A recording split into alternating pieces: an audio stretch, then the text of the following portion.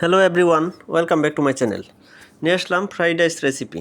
তো প্রথমে দিয়েছি আমি সয়াবিন তেল, তারপর দিয়েছি পেঁয়াজ কুচি, কাঁচামরিচ। এটাকে হালকা ফ্রাই করে নেব।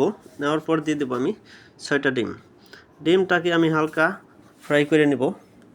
দেখেন, অনবরত নাড়তে হবে এবং লাড়ার সিস্টেমটা একই রকম হইতে হবে, তাহলে ডিমের লেয়ারগুলো অনেক সুন্দর হবে।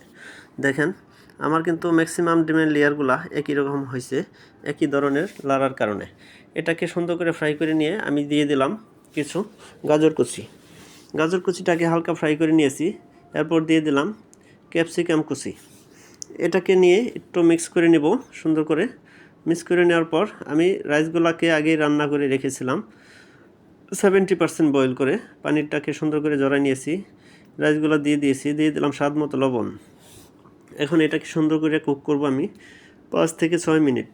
অবশ্যই লো হিটে কুক করতে হবে। আমি দিয়ে দিলাম কিছু হোয়াইট পেপার এবং ব্ল্যাক পেপার দিয়া এটাকে আরও কুক করব 2 মিনিট। 2 মিনিট কুক করার পর দেখেন আমার ফ্রাইড রাইসের চেহারাটা কেমন হয়েছে। আমি উঠাই দেখাচ্ছি, লোকটা কত নাইস হয়েছে। আপনি কেন অযথা টাকা খরচ করে রেস্টুরেন্টে যাবেন? ঘরে বসেই রেস্টুরেন্টের মতো ফ্রাইড রাইস কিন্তু নিজেই তৈরি করে নিতে পারেন। আমার ভিডিওটা ভালো লাগলে অবশ্যই ভিডিওটা শেয়ার করে দেবেন।